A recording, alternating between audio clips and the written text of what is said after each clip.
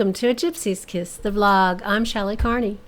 And I'm Toby Eunice. Thanks for hanging on. Stick with us for a couple of seconds, and we'll get back to A Gypsy's Kiss.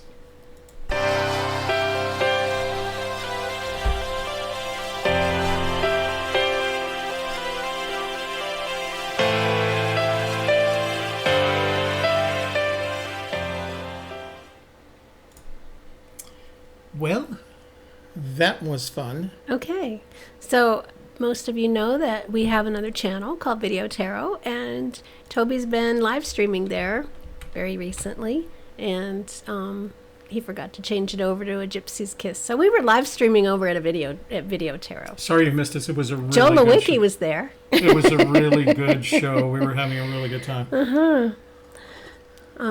But now let's start here. Okay, today we want to thank our moderators, Jimmy Fast, Man in the Barn, and Joel Lewicki. And today's presentation will be followed by an open Q&A.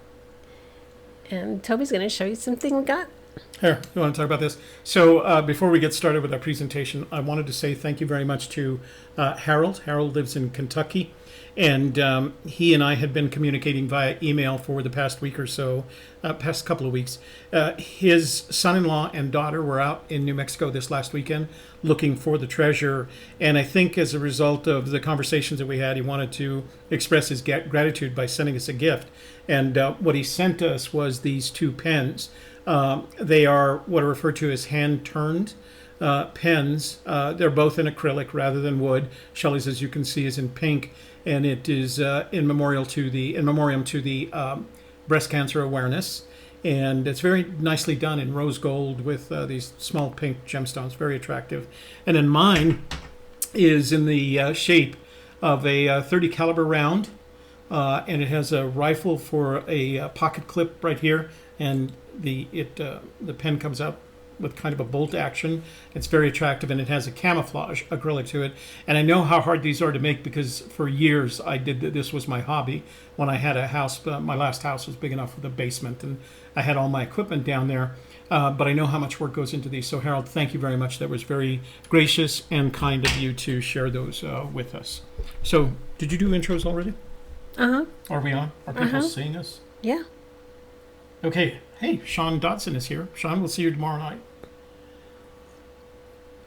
So we apologize for that delay. As Shelley told you, I had been testing live streaming on our Video Tarot channel, and I won't go into the vagaries of live streaming, but you have to have a key, and every key is associated with each key is associated with a different channel, and I still had the Video Tarot channel key locked into OBS, so we started up over there. So let's go on, and today we're going to talk about water. And let me tell you how I got there. So first of all, I want to apologize.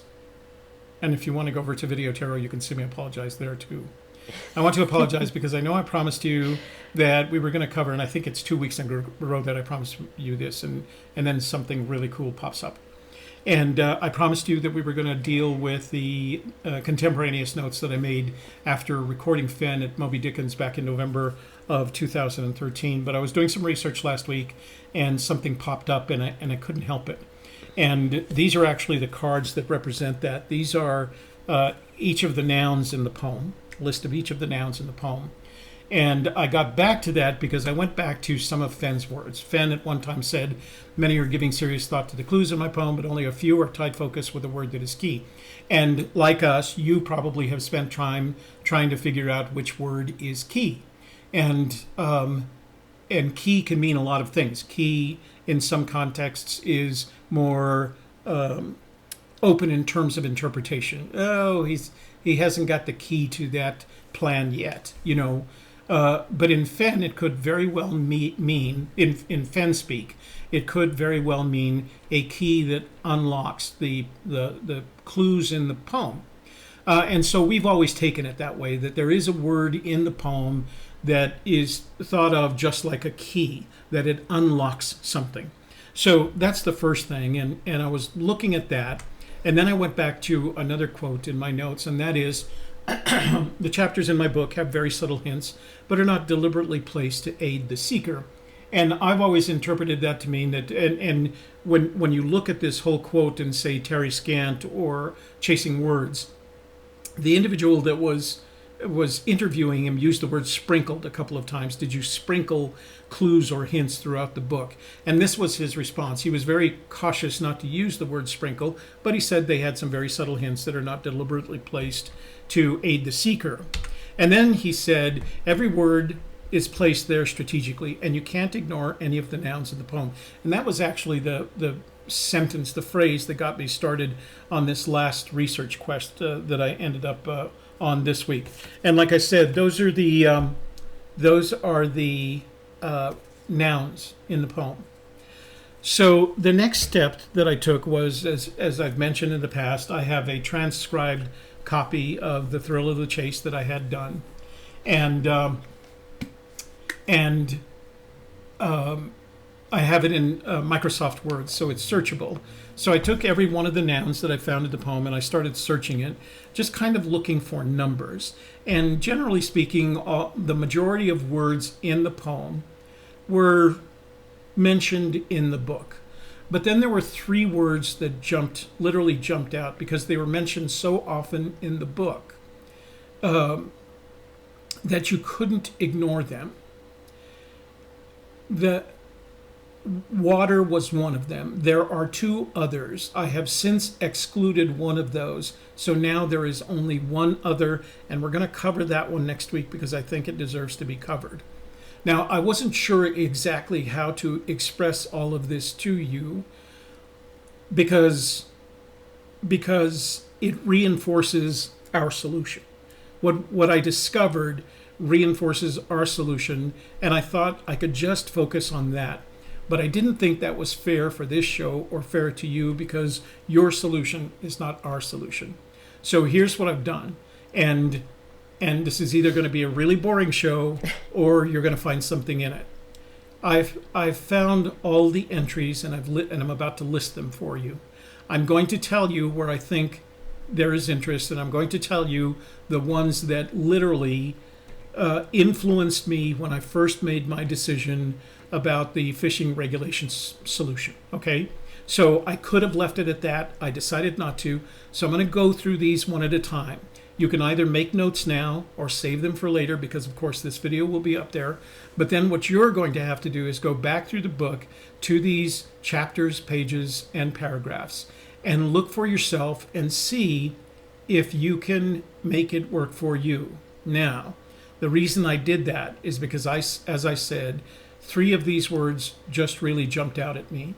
Water, the word water in various forms, is used 35 times in The Thrill of the Chase, including the 2 mentions of water in the poem. And that, in comparison to every other word except 2, jumped out at me.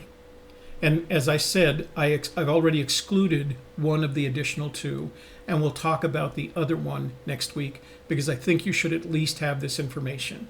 Okay, so here we go. I'm not going to spend a lot of time on each one. I'm going to refer to the chapter, the page. I'm going to let you look at the quote. I'm not going to torture you by reading each of the quotes.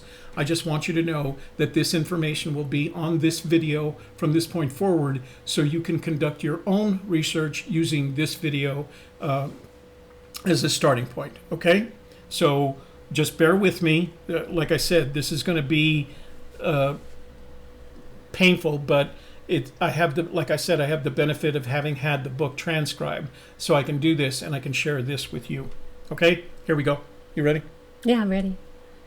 Moving on. Okay, you're looking at me like I'm crazy. Go ahead. Okay, all right. I don't know why you're taking so long. All right. Jump in already. So the 5 letters water, W-A-T-E-R, and the reason I didn't say the word water appears 35 times in Fenn's book, The Thrill of the Chase, including the 2 times in the poem.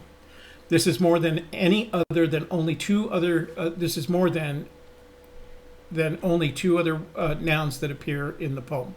And again, we're going to talk about. I excluded one of those, and we're going to talk about the other next week.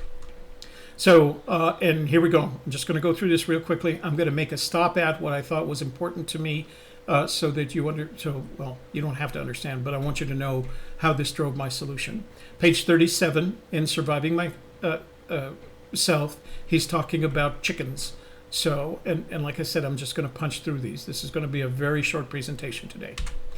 In the chapter entitled In Love with Yellowstone, on page 46, there is a photo caption that contains the word water. In the Totem Cafe Caper, there's 2 entries. I believe there's just 2. On page 47, and in one paragraph, he mentions it twice, the word water twice, and then again on page 48. In My Brother Being Skippy, remember he talks about Skippy landing an aircraft on Lake Hebron when he didn't even know Skippy could fly. So there are 2 mentions of water in that chapter. The Long Ride Home, he mentions it once on page 57. Looking for Lewis and Clark, it's mentioned twice on page 62.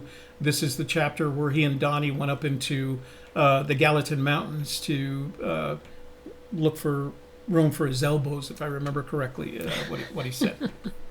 Okay.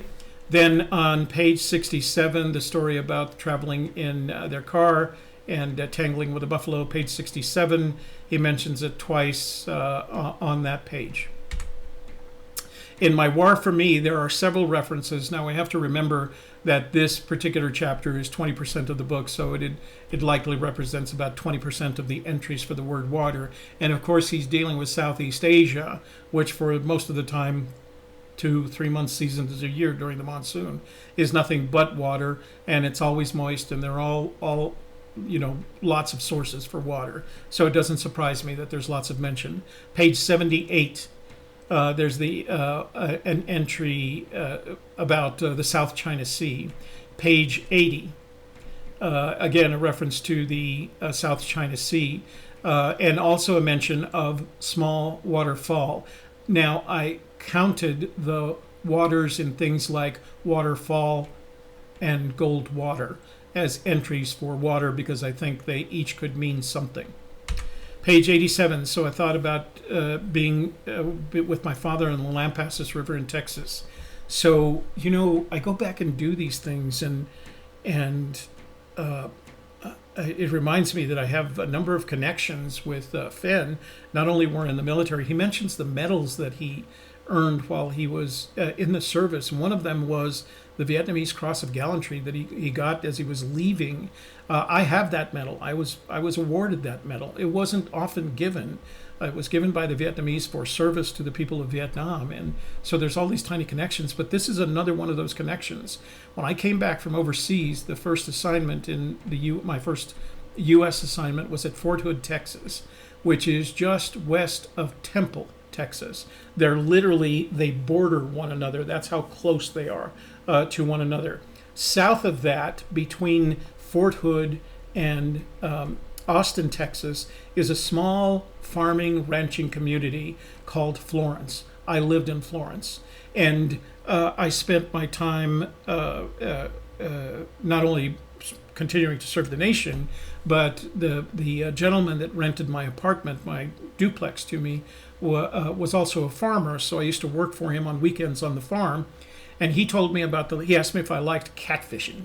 And I was a trout fisherman by birth and by learning from my father. I wouldn't know, what to do with a catfish much, neither catch it or cook it.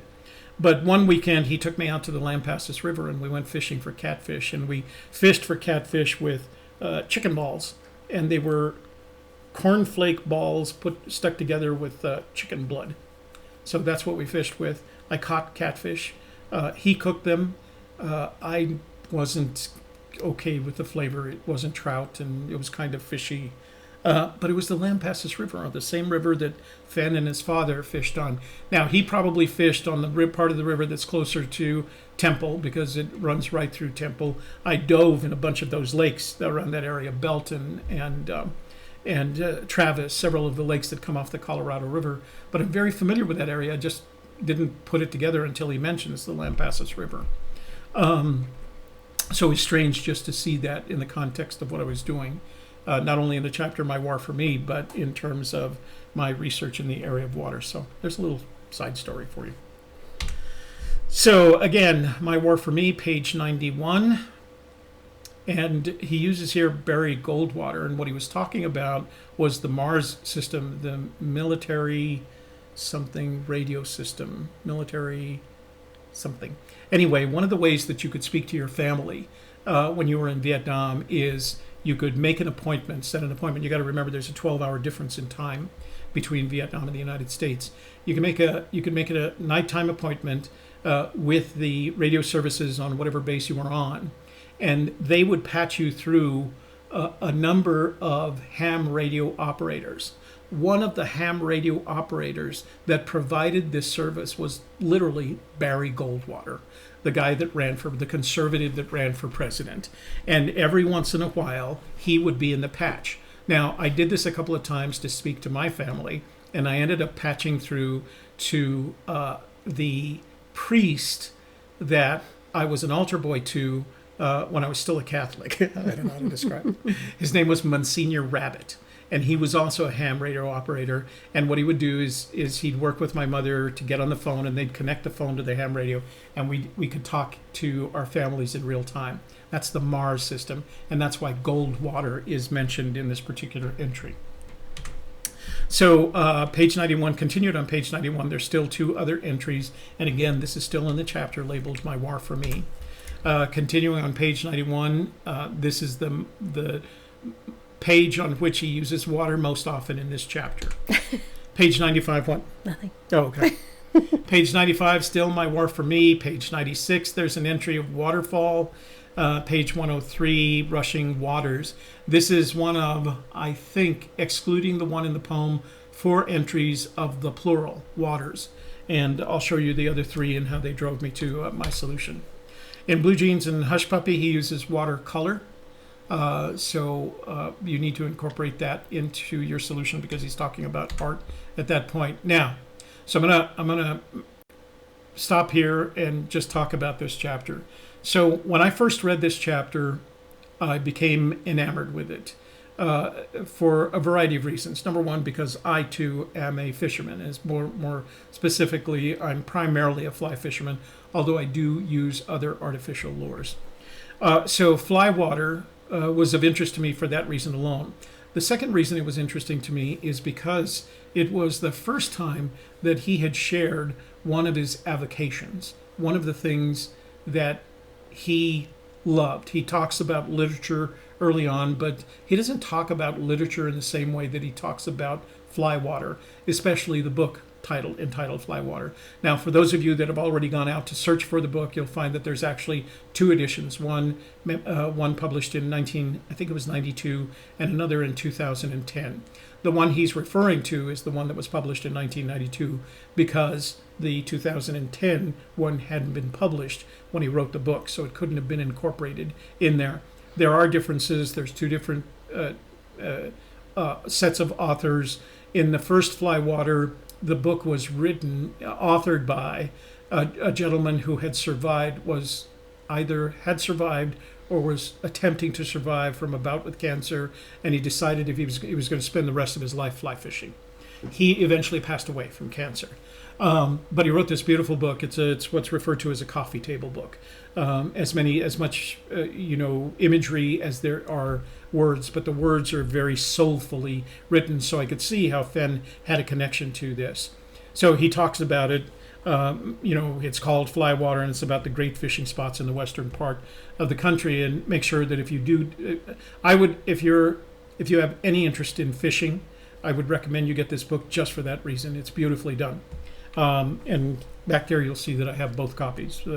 The 2010 copy that I bought first, not realizing it was published in 2010. And then I went back and found, using abebooks.com, I found a copy of the 1992 version. And by that time, the price had gone up significantly because it was mentioned in Fenn's book. So on page 125, this is the first of 3 times in Flywater that he uses waters. And this is not uncommon for fishermen to refer to a special fishing place in the plural. Those waters are this, these waters are this. Those are the waters where they place the brown. The State Game and Fish Department stocked the waters north of Santa Fe, etc., etc. So that's not an uncommon usage, but what was interesting to me, that in Flywater, in this chapter, Flywater, talking about fishing, he uses waters not just once, but two more times. Again, on page 125, those who wade those waters and chalk the memories once again. And then again, lower down again on page 125, watching the waters deepen into a cobalt as they flow slowly bent around a bank, or the ripples swirl as the brook took an unsuspecting mayfly.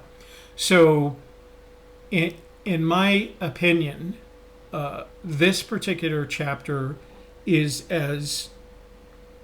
was written as elegantly as Fenn writes.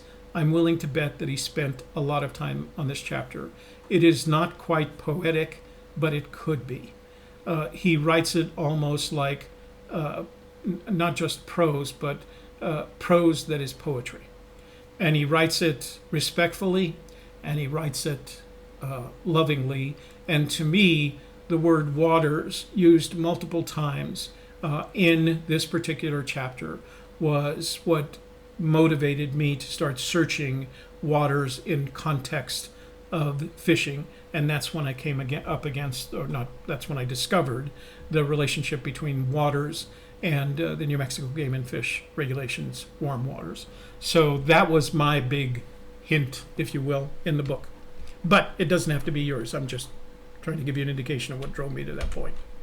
And then he uses feed on the water grasses downstream, and we see the water grasses mentioned a couple of times in other of his books.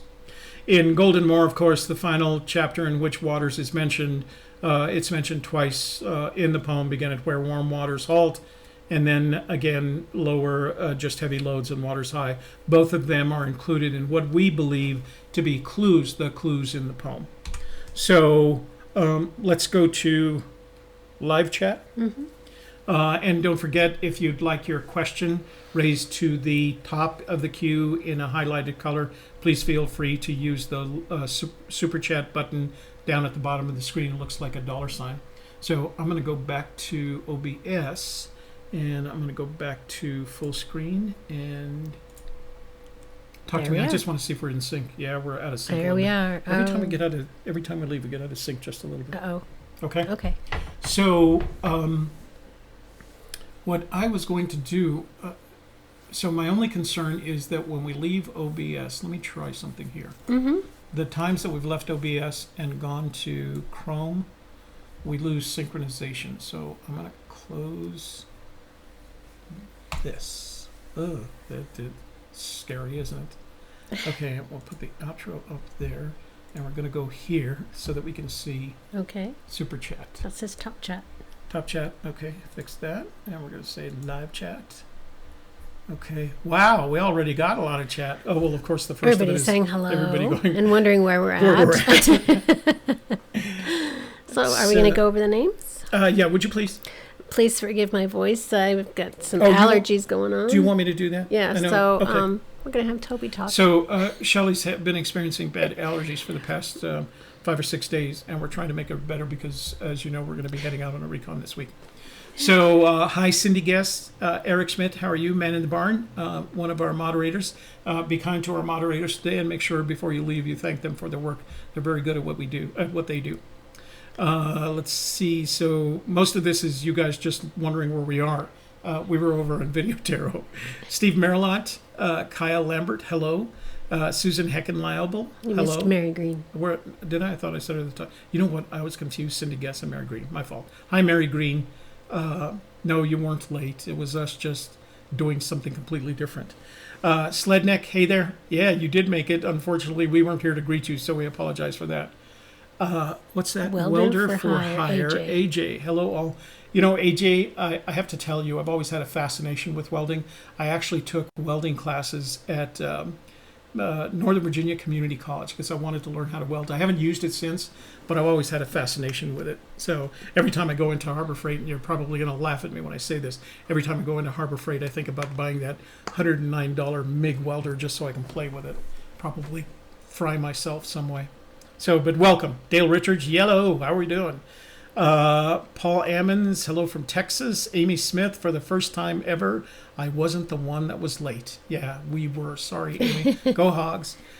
Jimmy Fast is in the house. Jimmy, I guess Jimmy has subscribed to our Video Tarot channel, so he probably got the He got the notification. he got the notification that we were on. That's why. He All goes, the like, rest of you Video should do Tarot. that too. See, if you had You'd been been there. subscribed to Video Tarot, you would know that we were really messing up right away because you would have gotten the. And then you could have told us. That was pretty bad. Hey, we're sorry for that. We do have our moments, don't we? Yep. No, we are not tipsy. I'm drinking coffee, Eric. Steve, let's see. Jared Atchley, nice new intro. Thank you, Jared. I have that done. If it wasn't for Fiverr.com, those guys are so good. This one, I have a Fiverr.com associate whose name is Nadia, and she does really, really good work. I actually had her make two of them, one for a Gypsy Kiss and one for a Video Tarot. And when you pay the price, I mean, it's not always $5. I think I paid $21 for each of these. And then I give her a $10 tip. So in the world of video intro logos, that's really inexpensive. That's something you'll learn about Toby. He's a good tipper. I am a good tipper. I do like tipping. New Orleans. Hey, Deborah, how are you doing? Yeah, buddy. We nobody else could find us either. Don't feel bad. Virgil Kane is my name. How are you doing? From Iowa. Nugget Brain, Wayne Peterson. Oh, I was thinking of Nugget Noggin. There's a kid, and he is a kid, and he does metal detecting on YouTube. His name is Nugget Noggin, and he's got 250,000 subscribers. Jeremy, hey. Let's see. Sean NM of the Flip Side. Hey, Sean, we will see Sean tomorrow evening on our Wednesday night panel program. So nice to see you here, Sean. Okay, love the videos. John Polisek. Dr. Brown. Oh, Dr. Brown, I missed you. Hey, Dr. Brown. Speaking Hola, Spanish. amigos. Y ustedes que son gitanos. So I got him started on our Spanish, so with me and Mrs. Ford. JT Good, afternoon from Texas. We get a lot of people from Texas, don't we? Mm-hmm. Jas Winters, or I'm going to say Jason's Winters, howdy's from Iowa. Timothy Alkiri. Or Alkire. How's it pronounced? Help me pronounce that, Timothy, because I've done it before. Jeremy Branson, Rick Plank from Cincinnati. Cincinnati, what is that home of Procter & Gamble? Is it? Or is that Cleveland? One of those. They used to be my client, that's why I know. Mary Green. Hey, really? Aren't those beautiful pens, Mary? I mean, you couldn't ask for something nicer, so we're going to be using those. As a matter of fact, I'm going to put that in my pocket right now. Fancy. Fancy, huh? Yeah, Deborah, we're back. We were a little late. So, Laurie James, I'm concentrating on one particular word. You know what? That's what we're doing. It isn't one particular. I guess we're going to have to decide after this couple of weeks which one is the one. Jace, where did you get 12 inches of snow? Because we're going out this weekend. Joel, man of the barn, reloading the page. If you can't see, we need to, yeah. Moderators, thank you very much for trying to help the room with our mistake. That was our fault completely. So let's see, go down. Paul Ammons, let's see. NT Mare, where is the recon this week? Smart Aleck, who did the Smart Aleck?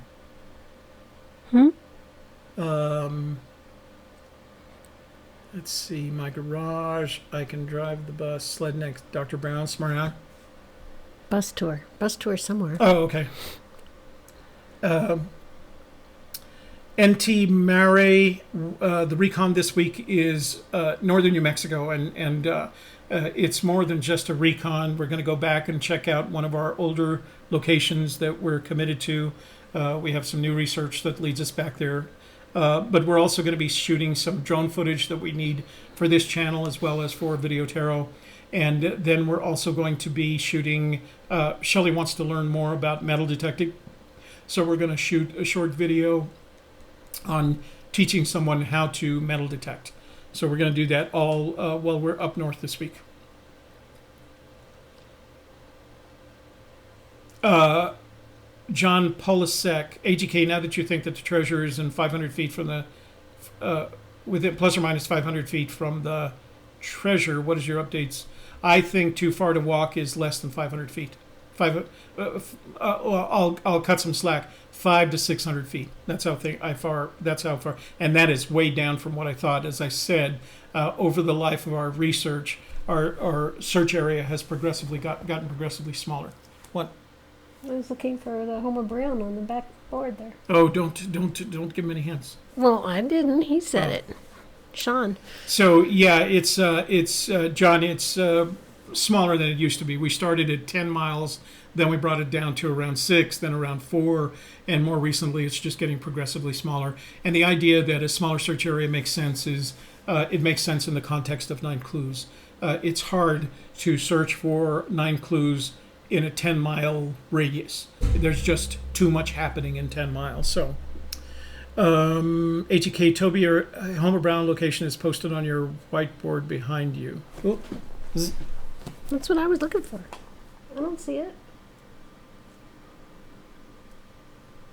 Oh. Well, you know what? There are some other hints back there as well.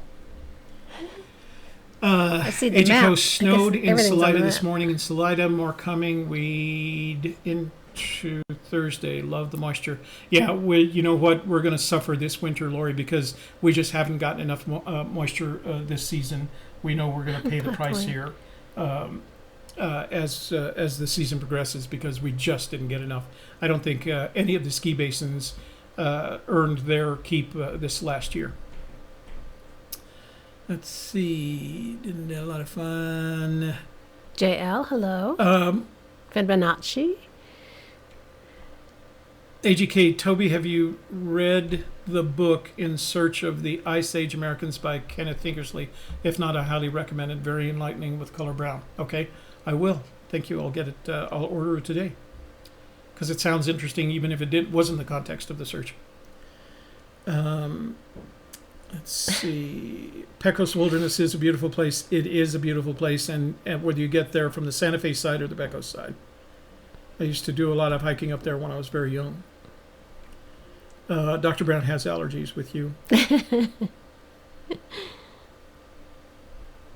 Wayne's offering to teach you how to learn how to detect with a metal detector.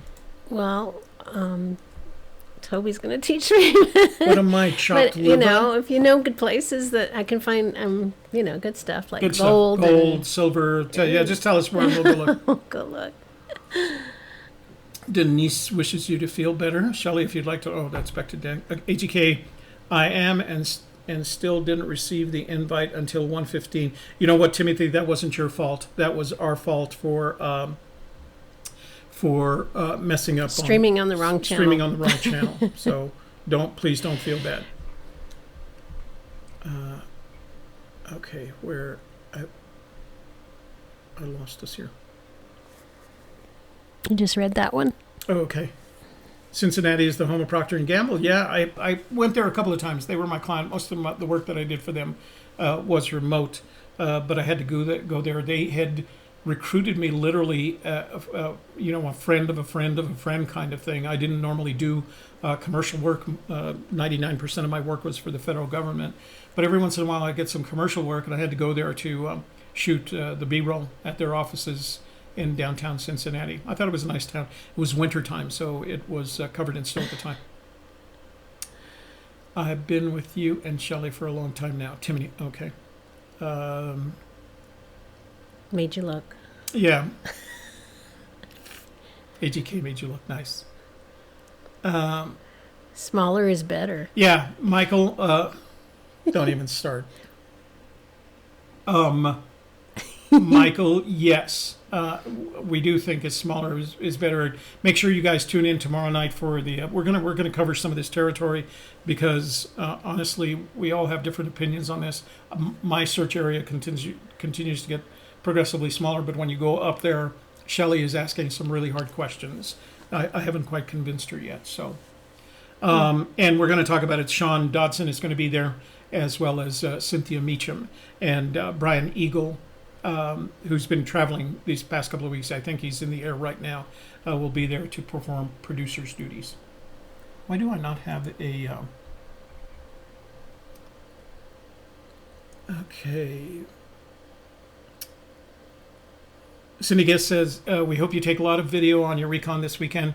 You know what, Cindy, we plan to do both video, and of course we'll take still images as well, and we'll post the still images up at our blog at www.gypsyskiss.com.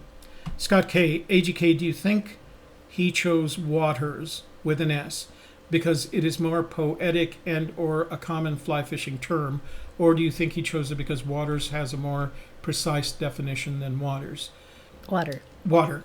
I think he did it to confuse Toby because he always says the wrong one. And I always have to correct him. I believe he did it for both reasons. I think waters is more poetic, but I think it's also commonly used by fishermen, fishers, when they're discussing fishing, the description of their favorite waters.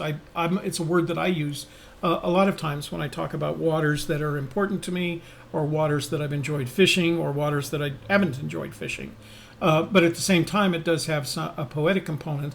I believe that in the context of the poem, the fact that he used the plural does mean something. I don't know why the two words in combination, warm waters. He didn't say waters by itself. He used an adjective, and he didn't use hot waters or cold waters. He used warm waters. So I am a firm believer that the phrase warm waters is probably the most telling phrase in the entire poem. How's that? How's that for going out on a limb? So I don't know if I have it right. I just know that when you talk about fishing and you use waters, and then when you go to the New Mexico fishing regulations and they refer to warm waters, you just go like, oh, well, I know where as everybody does. I know where this is. That's how we ended up having my son Jason go through the Chama River. He's not with us this week because he and his family are up in Las Vegas for the holiday, for a 1 week, what do you call it, spring break holiday. Let's see.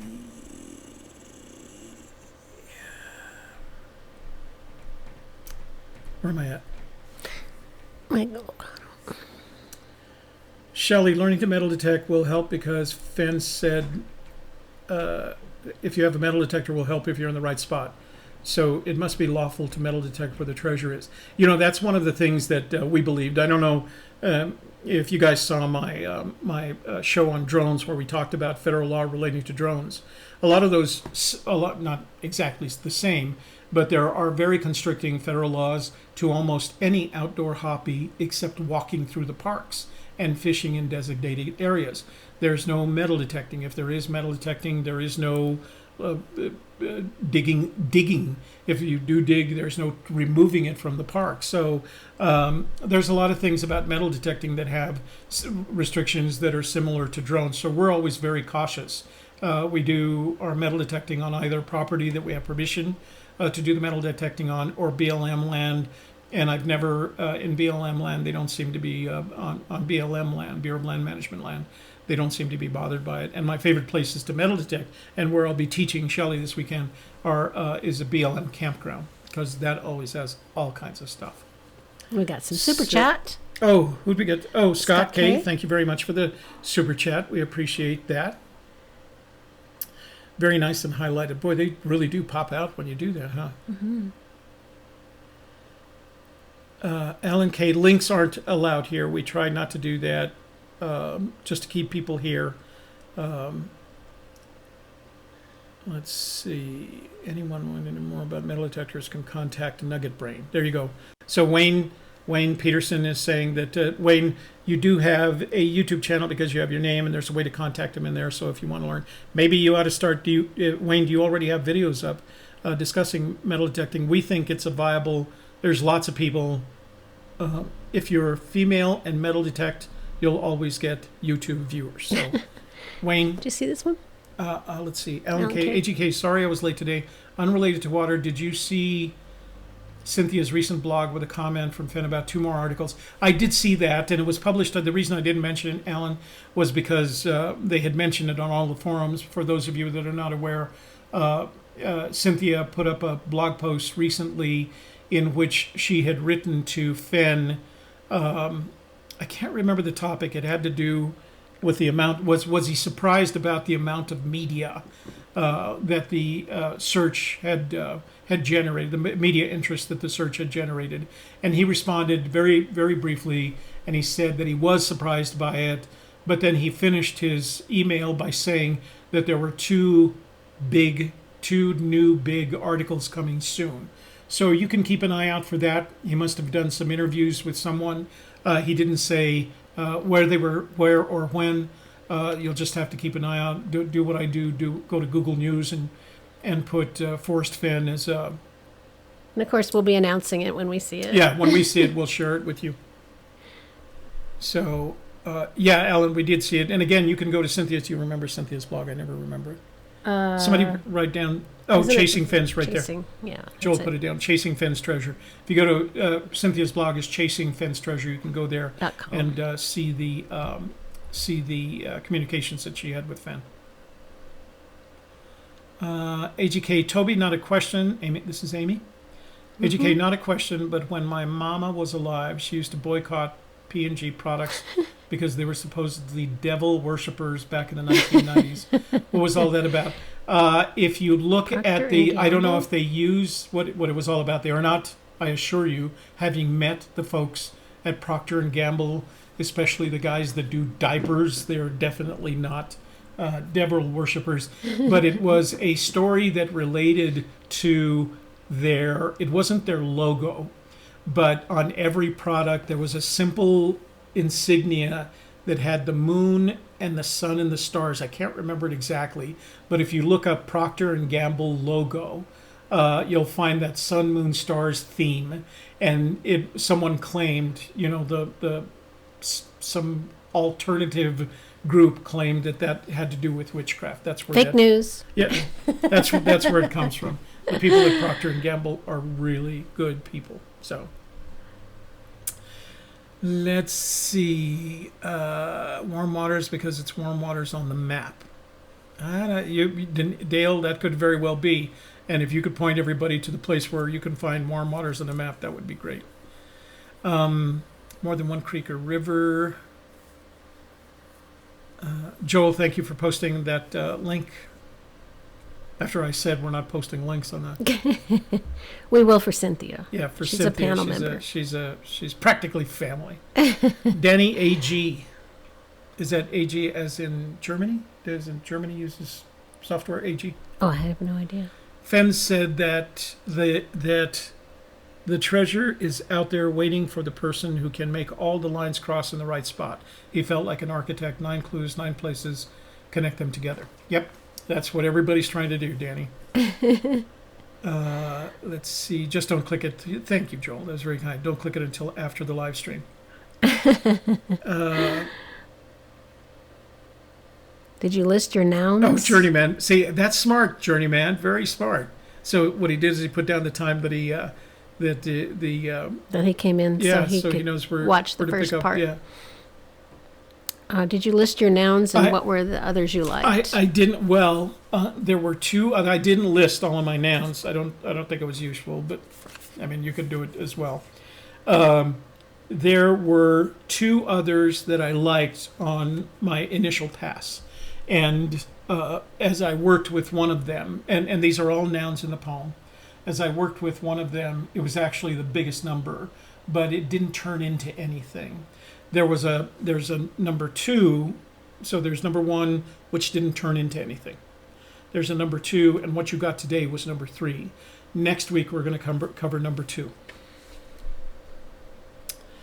Let's see. Did you list nouns? I didn't list them, Dr. Brown, and we'll talk about the other one that I liked next week. Buddy Allen. Jan Kerb, you all know so much. I think the chest will be found this year. You know what? Fenn kind of agrees with you. Buddy, Toby mentioned a while back he's a member of the AMA for the cheap insurance. Which AMA and which insurance, if I may ask? Sorry, just got curious. It's the Aeronautical Modelers Association, or American Modelers Association. He's only belonged to it since he was 16. It's Aeronautical Modelers Association, AMA, and the insurance that they provide is $2.5 million worth of insurance and other coverages. The $2.5 million is liability, and it's designed for radio control operators or other, if you're still flying by wire, although almost no one does anymore. But the idea was to provide you insurance, and the only thing you have to do is be a member. Membership costs $75 a year, $65 if you're a senior like me. And I've only had to use the insurance once in my lifetime, and it covered me flying an RC plane into the side of my own house. So, which up in Boyce. So it's good coverage. Association of, what is it? Aeronautical Modeling Association. Modelers Association. Let's see. Wayne just came on today to promote his own treasure hunt. Treasure hunting teaching. Teaches Wayne, to treasure hunt. And AGK, when we get to a solve metal and detector. don't know the area's demarcation. Dr. Brown wants a shirt. Oh, okay. Where do you see that? Dr. Brown Toby, where can I buy one of those shirts? The Zazzle. one that I'm wearing, or the one that I'm wearing, or the one that I always talk about. I think the Zazzle one. Really?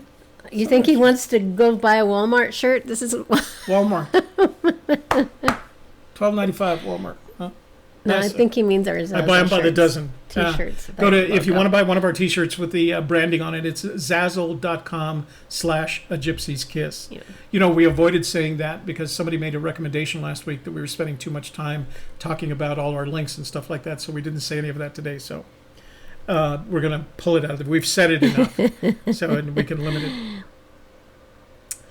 Let's see. I use the Steve. I use the BLM maps.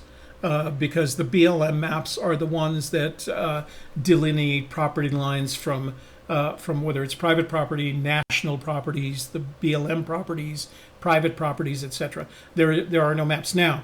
They're very low resolution, but generally speaking, if you know how to read a GPS, you'll know exactly whether you're in the on what side of a property line you are. But the BLM maps, you can buy them at any BLM store. We very fortunately have one between here and Santa Fe, and I got all of mine there. I think they're like $6 or $7. So they're the best in terms of property line demarcation. Where am I? Toby, did you see Man Alone's recent video on national parks? I guess by putting trove in the poem, it can be placed in a park and not be considered abandoned property. Yeah, you know what, David? I did see it. My response to that has always been, I want to be around with a video camera when somebody explains that to the superintendent of that particular park, because whether you think it's a trove or not is irrelevant, depending on whether or not they think it's a trove. And you could make a case, and you will very likely have to make a case, which is going to put you in court for long enough so that all the value of the treasure will be lost in paying legal fees. So it's not a good argument. It's not a healthy argument, and it's not one that I think will get you past a superintendent of a park, especially Yellowstone, where there are no fans of Fenn searchers. So let's see. Demarcation, Cincinnati be home. The home of Brown. It is, Tom. Very good. Cleveland is the home of Browns. The Cleveland Browns. Let's see. Dr. Brown is your house the home of Brown? Apparently, yes. Denny AG are middle and last name, and it's not like software AG in Germany. Journeyman's sick too. Oh, I'm not really sick as much as just you getting know what, over Mary allergies. Green? The other word is halt. That's Shelley's favorite keyword. But it's not really a noun. Yeah. I mean, it can be used as a noun, but it's more often used as a verb. A verb. Timothy, AGK, are you and Shelley using the water hint Thursday while in your search area? Yes, we are committed. So I know this generates a lot of consternation. We are committed to the definition of warm waters that is in the New Mexico state game and fish, or in this case, fishing regulations. So we don't go someplace where we can't identify that point. And that is after It was how we started initially, and then we went to other locations. And making Warm Waters Halt in other locations without that definition is pretty dang hard. I'm So, the best. Who's the best? Me. Where does it say you're the Right best? there. Susan says so. Oh. For us, a few people are in tight focus on a camera is a zoom function. Something is zoom moving in quickly. Yeah, we agree with that. Serving in the military, Shelley, Has you Fenn are the ruled best. out Canada? Yeah. Yes, kind of by default. I don't think it was intent to rule out Canada, but I when it don't was think he ever intended to include Canada No, until he but- had that one interview with that Canadian, was it a magazine or was it a radio show? yeah, I don't remember. Anyway, and they said, oh, well, the Rockies ran up into Canada. And of course, he didn't want them to feel bad. They were in Canada. So he said, yes, they do. But after the map, when he was talking about the unintended clue in the map, he referred to the map that's in the back, that's included in the Thrill of the Chase. I'm sorry, in Too Far to Walk. And he said, I was not upset. He made a comment about the fact that when Benchmark made the map, they cut it off at Canada. And he said, he made some reference to that may be the clue there. You don't have to go any further than the border. So, I think he was pretty definitive about it. yeah, He wasn't like wishy-washy at that point. He kind of pretty much said, the map ends at Canada and you can find the treasure on this map. right. So, Yeah, if you know where that's what he said. If you know where the treasure is, you can find it on this map. And Canada is not on that map. right. Fibonacci AGK Toby Warm Waters is on the map. You got to read the book and use the Google. Use the Google. I actually put the word in there. He didn't say. I know. AGK, do you two have any go-to methods for determining whether a potential solution has already been explored to death? Cheers. No, we assume that every location has been effectively explored to death, but nobody has the treasure. I don't know. I think when we go somewhere and there's just people everywhere and Yeah. there's garbage everywhere, we kind of go, I don't think so. This, we call it. We ask whether it's fenny enough. Yeah. If There's no pine trees. Right. And he talks about you could see pine trees if you were where the treasure was. Then we're like, this can't be it. Can't be it. There's this wonderful scene that I shot when we were shooting the video for Taos Junction, and it's Shelley going up the Rio Hondo, the dry creek bed that's the Rio Hondo, and she gets to a point and she stops, and I think she's found something, and she points down, and it's a bunch of crushed beer cans, and that in and of itself is really discouraging because your response to that is, why would he hide this valuable treasure in a place where people have left cigarette butts and beer cans? Yeah. That doesn't make it very. It's just very disappointing at Yeah. that point. You're like, no, there's no treasure here. Just garbage.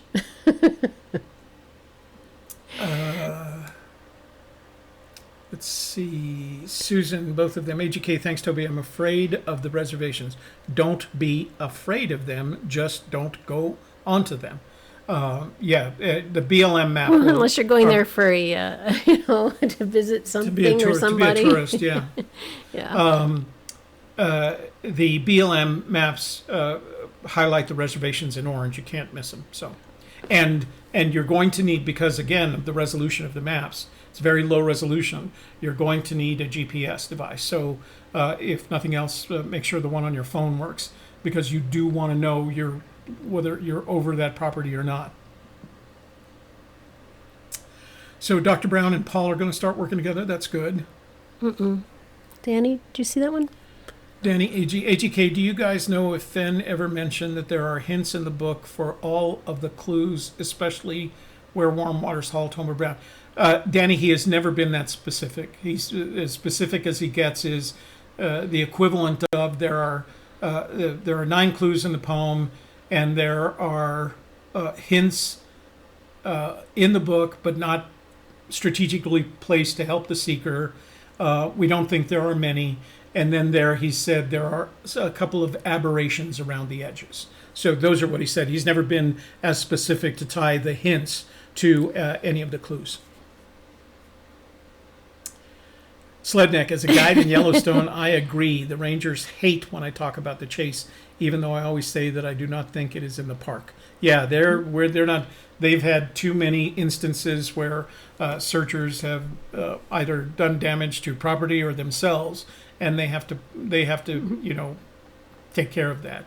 So I always say that the only thing not as popular or less popular than drone pilots in the parks are Fenn searchers. Timothy says, AGK, good luck to both of you. Thank you. Mm-hmm. Let's see. Are you drinking warm water? No, I am drinking cold coffee at this point. And I'm having green tea.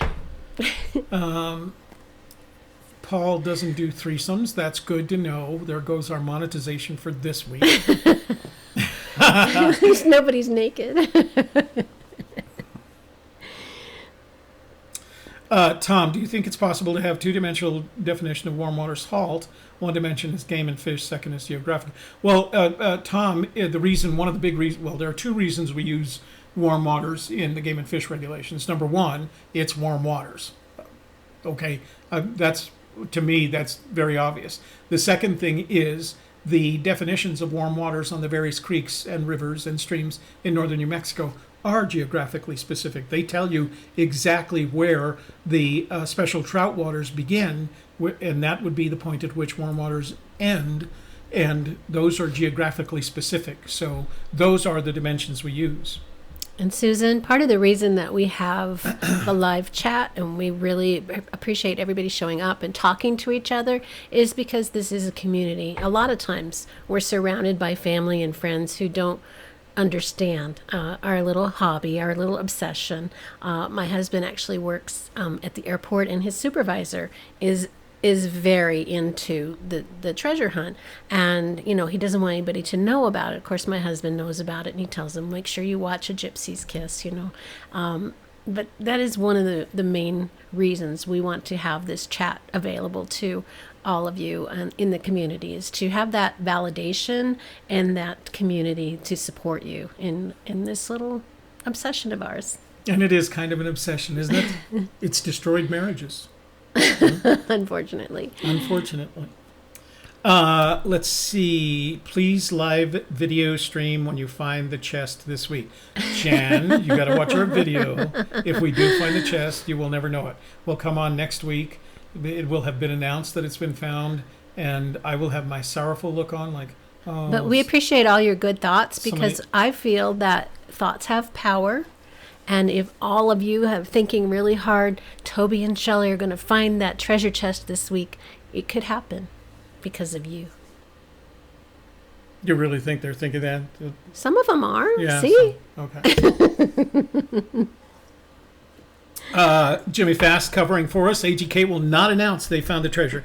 No, we will announce. Well, we won't announce. We will inform the media that the treasure has been found. Do you think it is probable that a stream will have to be forded? That's a very strategic way to ask that question. We think there is a high probability, above 50%, maybe even above 60%. We believe there is a relatively high probability that a stream will have to be crossed in order to find the treasure. Now, I don't think it's the Rio Grande at Spring Runoff.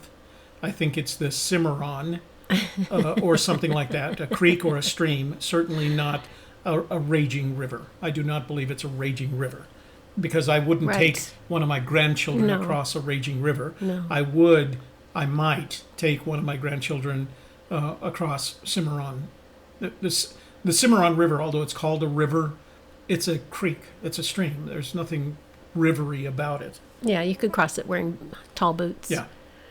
Sean NM says, didn't Forrest say to bring a six-pack to celebrate in the flap of Thrill of the Chase? Maybe that was the spot. That's why there were beer cans there. Yeah, somebody left it. Yeah.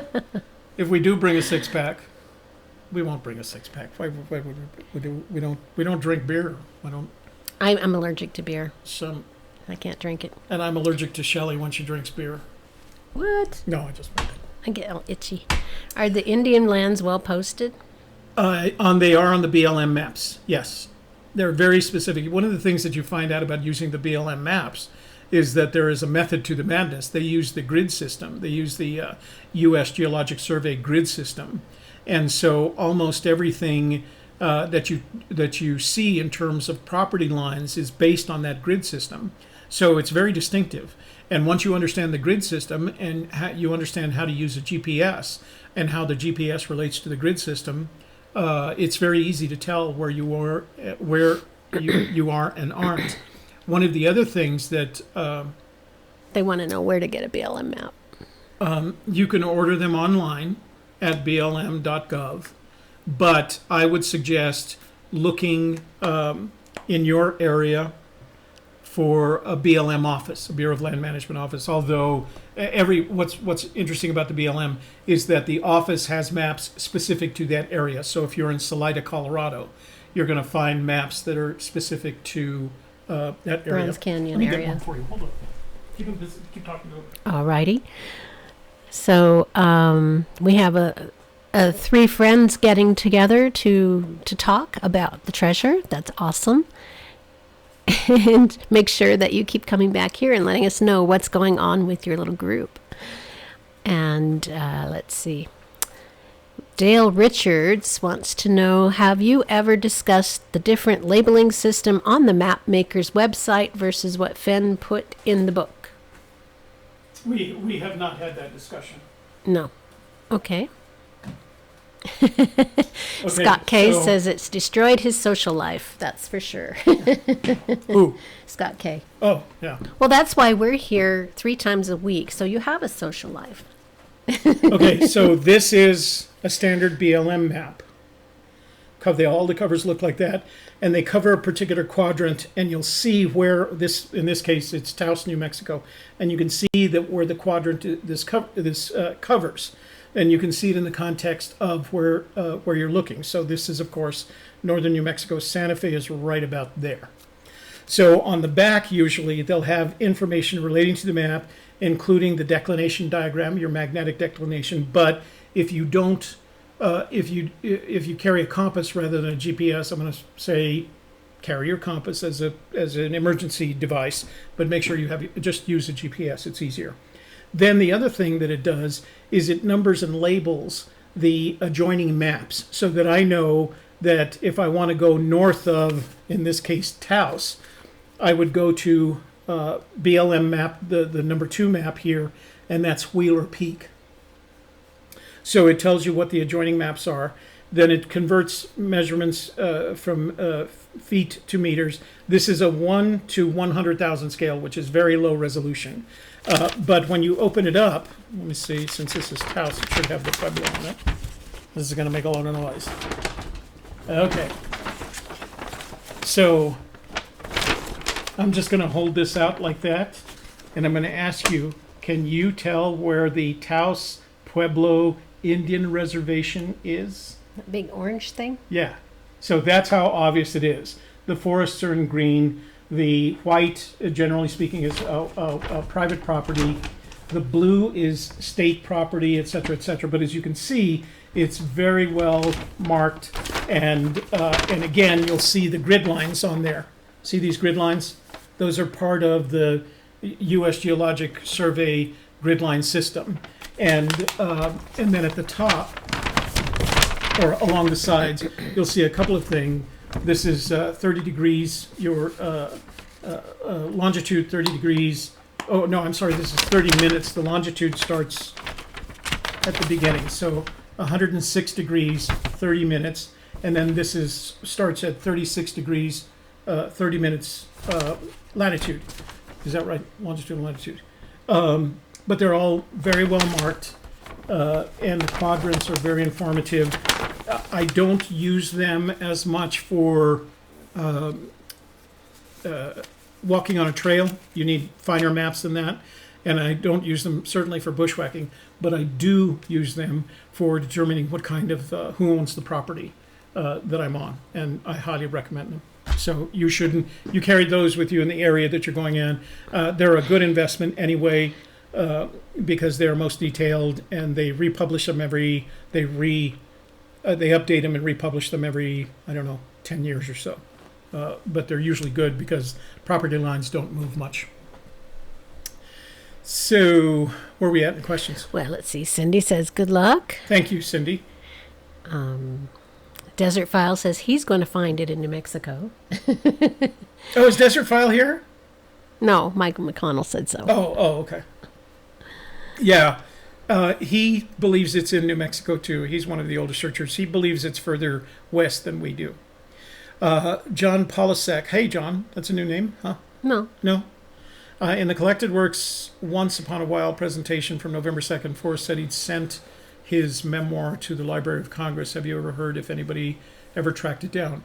I believe, so the memoir that he sent was the copy, as I understand it, of the memoir that he put in the olive jar. And we haven't tracked it down. I'm going out east in April, so maybe I'll go visit and see if there's anything there. I remember someone asking a similar question in one of the forums, and someone in the forum said that they had, but I that's been so long ago I couldn't tell you. It shouldn't be hard. The Library of Congress, what do you call it? Catalogs everything that they're sent, so it's in there somewhere. And if you've never been to the Library of Congress, if you ever find yourself in Washington D.C. and you haven't been to visit, and you'll find all these places to go visit, all the museums, Air and Space, Hirshhorn, all the Smithsonian museums, the National Art Gallery, the White House, the Capitol building. But one thing, if you just want to be in awe of this country and what it's made up of, walk into two places. One, the Supreme Court. You won't be able to get in, generally speaking, if it's in session, but if it's not in session, just do yourself a favor and walk into that room where they hold their proceedings. And then the Library of Congress. And of course, if it doesn't, Toby's favorite. Oh, the museum. Go to the museum. That's my favorite place. So it's a great location. It's right next to the Canadian Embassy. So those are the places I recommend if you get to Washington D.C. I'm going at the end of April to go visit family and take a one-day trip up to New York City to visit my new grandniece. Grandniece? Yeah. Santos baby. Santos baby. Mm-hmm. It's Virgil Kane is my name. AGK. Actually, I'm thinking I might find the chest. You know what? It takes that kind of positive thinking to find the chest, Virgil. Everybody, I think that's a good place. Don't give up. Shelley, my wife, works in the airport too. Dale. AGK, do you think, like other searchers, that once boots on the ground, there won't be anything on the ground that tells you you're on the right track? You know what happens, Kyle, in our experience is just the opposite is true. You get boots on the ground, you find out you didn't know what you were talking about. It's just the opposite. And that's why I think the treasure or solution has shrunk in size. That's one thing. But the other thing is, from our experience, is that if you get there and you're doing the wandering and whacking the bushes kind of thing, and I literally mean whacking the bushes to see if there's stuff behind it, then you realize that you've just wasted a trip. When Fenn has said that the person that goes there is going to go with confidence and find the clues, and that to me means, and we did a show on this about a month or so ago, about what it means to be confident. And we believe what it means to be confident is that you've resolved the clues in terms of what you imagine you'll be able to see. So when you imagine what the home of Brown is, you know what it is. You need to be boots on the grounds to be able to see if that substantiates what's in your imagination. And I think that's the other thing when he refers to imagination. You need the imagination that enables you to envision what you're looking for. So when we decided, and we have others, but one of our homes of Brown is lignite deposits. We had to imagine A, what that looked like, and B, how it addressed the issue of what the home of Brown was and how you would put in below that. So it takes a lot of imagination, but you won't be able to validate everything that you're imagining until you actually have boots on the ground. Thank you for the recommendations, Dale. Personally, I'm just doing sort of a homeopathic, which is something I got at the local natural grocers that's specifically for allergies in the Four Corner regions. And that's been helping me in some local honey. So I'm trying that. And then just to relieve the symptoms and just taking, regular off over-the-counter drug when I absolutely need it. But I'm on the far end of it now. It starts off with a sore throat, ends up with a cough, and I'm in the cough zone now. So hopefully by Thursday, it'll be completely gone. Toby, do you know where the 32-degree latitude line is? Tom, that is one of those questions that I don't know the answer.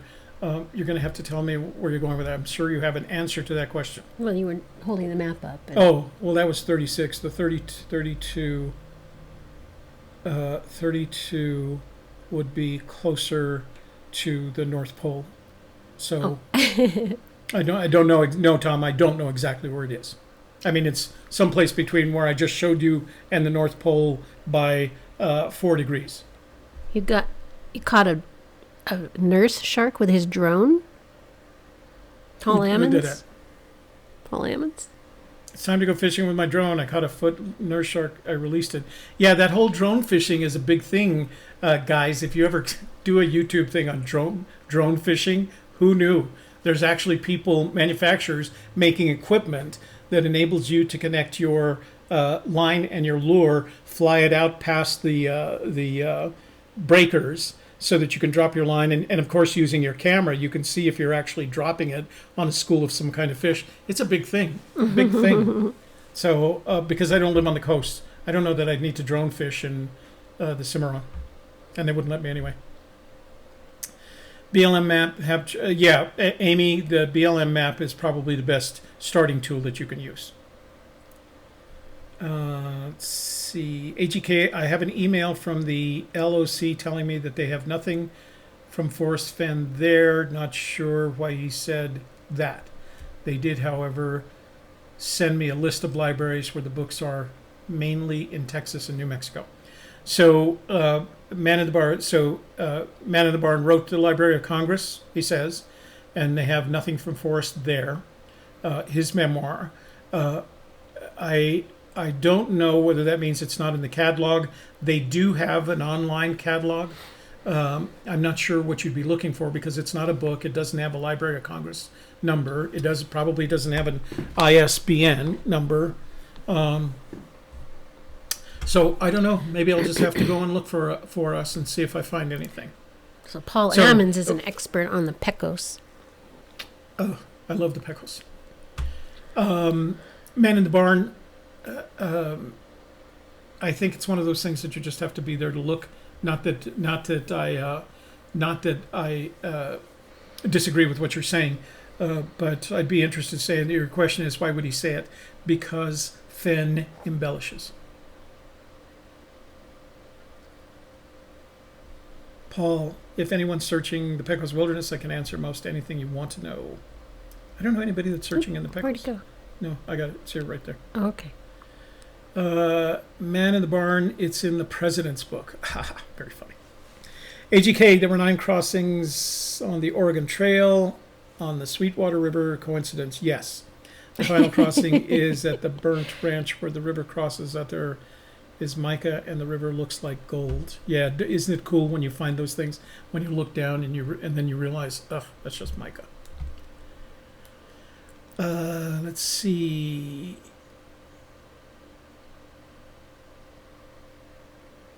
Didn't we answer that? How did I go back? Yeah, we did answer that. John Polosic, and we're actually going to talk more about that tomorrow night in the panel. How far the treasure is from where worm waters halt. Excuse me. Dr. Brown can't find the super chat. Scroll down all the way to the bottom of the screen. He wants to buy shirts. He wants to super chat. Yes. You can always go to paypal.me. Are you depressed? Because when I get depressed, I spend money. Let's see. Same symptoms, Dr. Brown. Minnesota Susan's in Minnesota. 32 Lather, southern New Mexico. Is that right? I have no idea. John Bobbitt, good to see you. John Bobbitt, thank you.